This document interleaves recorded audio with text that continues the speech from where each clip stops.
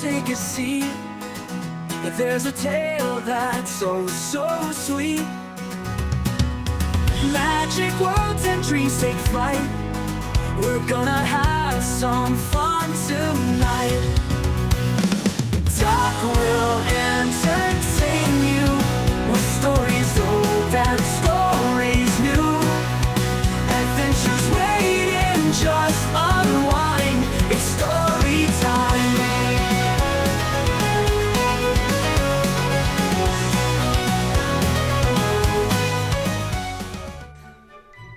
Well, hey there, friend. Welcome back to Doc Laneau Storytime. Now, before we dive into today's story of mysterious moonshine and invisible mischief, go ahead and give that like button a little tap and subscribe if you haven't already. And don't forget to share this story with someone who could use a good laugh, or maybe just a reminder to keep their clothes on when they're drinking that mystery juice. Got thoughts? Crazy theories? Maybe your own invisible juice moment? Drop a comment below. I love hearing from you. Well, alright then. Now, let's get to the story. Will and the Invisible Juice Disaster by Doc Laneau. Did I ever tell you about Dread? Before diving into this next story, you need to meet my fictional evil twin brother, J.Laneau. Luckily, Dread doesn't visit Cedar Grove very often. He actually prefers to stay away from our town. He always complains that it's too boring. Still, I invited him to stay with me because I needed him to run the bar one Saturday while I was attending a wedding.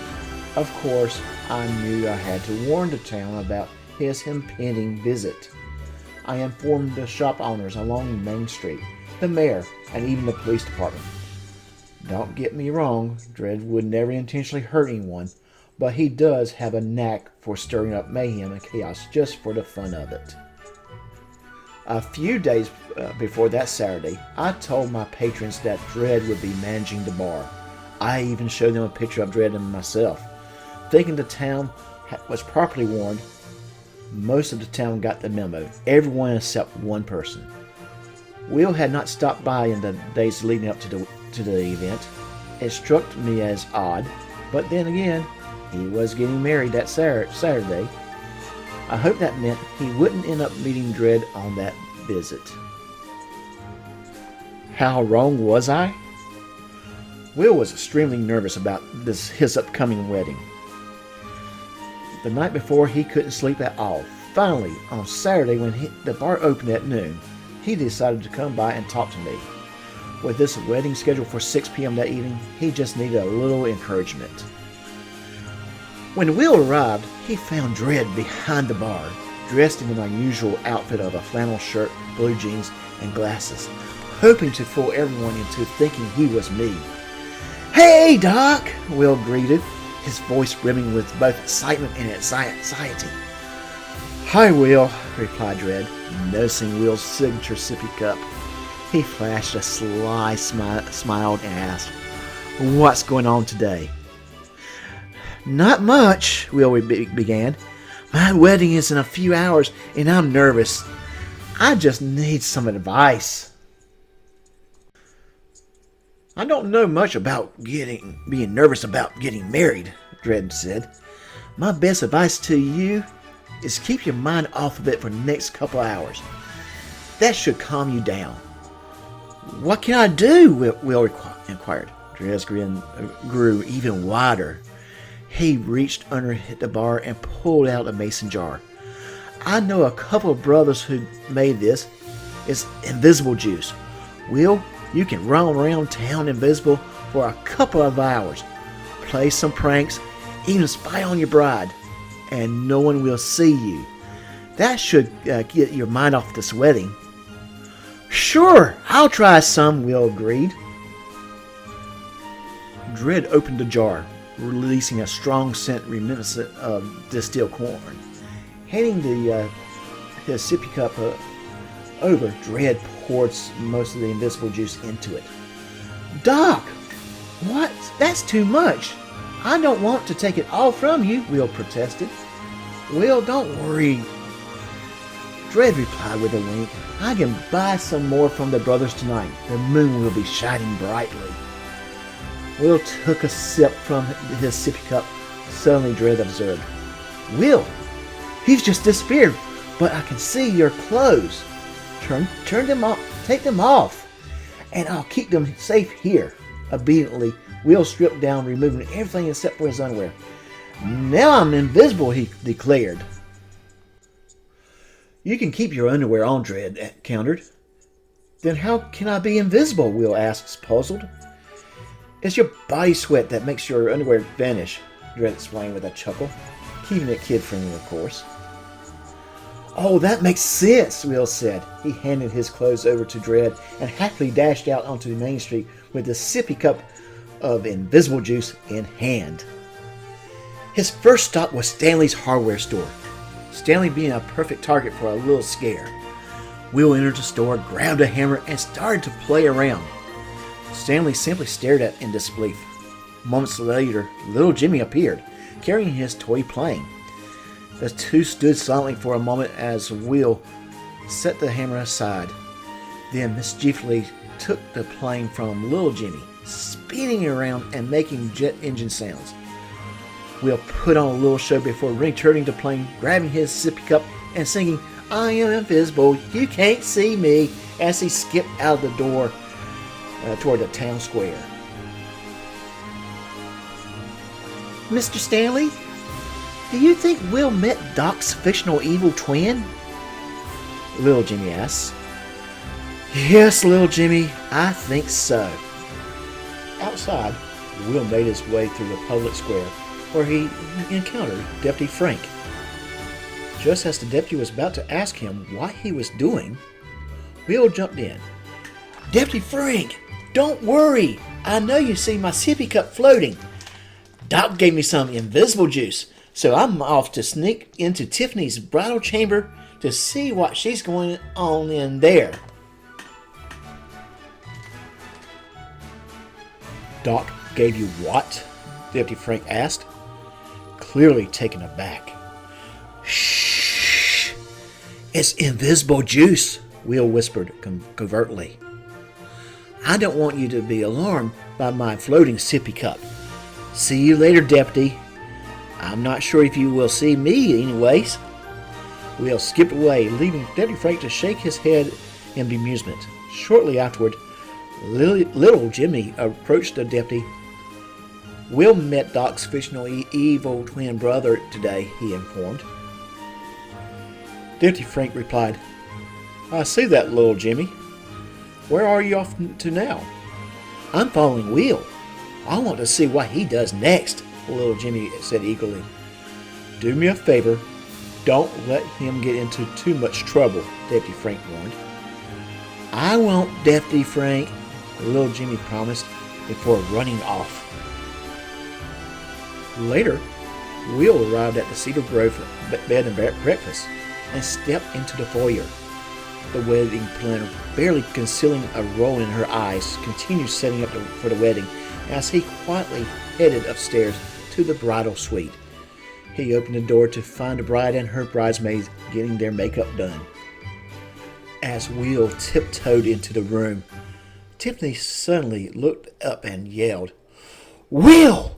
What are you doing? Before he could answer, he quickly took another sip of his sippy cup. Will, what is wrong with you? Tiffany demanded. Just then, little Jimmy poked his head in and announced, Miss Tiffany, Will met Doc's fictional evil twin brother today. Tiffany's face, which had turned red at first, softened a bit. Thank you, Jimmy, little Jimmy. Could you please run back to Doc's place and see if you can find Will's clothes? Ask Dread. He should know where they are. Yes, ma'am, little Jimmy replied with a smile as he dashed off, excited to help.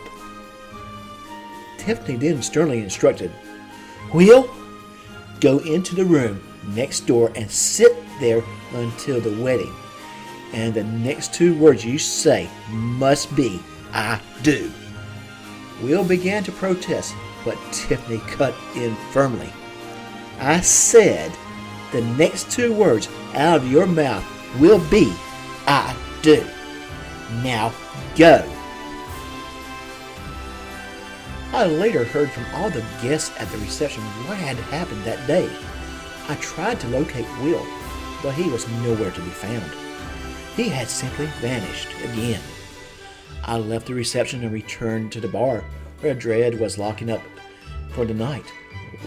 What did you do today? I asked him. Just have a little fun, Dred replied with a laugh. You owe me a old jar of moonshine. I retorted, no, I don't. Dred just laughed as he walked away, leaving me to ponder that day's events. And I have to ask, do you have your own fictional evil twin? The end. And that, my friends, was Will and the Invisible Juice Disaster. A tale of nerves, moonshine, and just a little too much confidence. Now, if you've got a story idea, something wild, something weird, or something that could only happen in your hometown, I want to hear it. Send it to me at J.Laneau.Stories@gmail.com. You never know, your story could be next.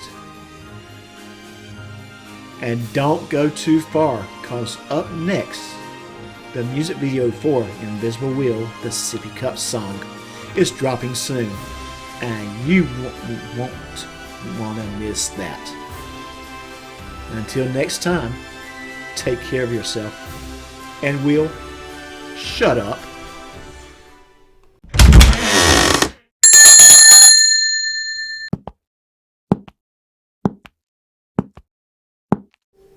Let me tell you a story.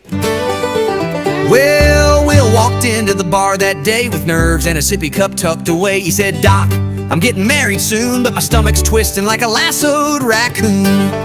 Then Dred, with a wink and a sneaky grin, said, try this juice and let the games begin. Will took a gulp, felt a magical shift. Clothes stayed behind, but his mood got a lift. I'm invisible, you can't see me. Skipping down Main with a sippy of mystery. Playing with hammers, flying toy planes, making the whole town question their brains. Oh, I'm invisible, or so I think, till the bride sees me and throws a wink. It's a juice disaster, but I feel alive. Just hope I say I do by 5. He's scared, poor Stanley with a ghostly bop took little Jimmy's plane on a victory hop. Down at the square, Deputy Frank froze at the side of a cup with no legs or clothes. Doc gave me juice, Will proudly brag, as Jimmy followed close with a hat that sagged. But Tiffany caught him with fire in her eyes. You're not invisible, you're barely a surprise. I'm invisible, you can't see me, with my cup and confidence wild and free. Burst into the suite, oh, what a scene. Tiffany's yell could wipe a man clean. Oh, I'm invisible, it's all pretend, but the chaos won't stop till the very end. Just 2 more words before the vows are due. I do, that'll have to do. Now back at the bar as twilight rolls in, Doc finds Dred with the devious grin. What did you do? Doc starts to pry. I just gave the groom a way to fly. So here's to love and sippy cups too, to pranks and twins and moonshine brew. If life gets wild and your plans go bust, grab some invisible juice and adjust.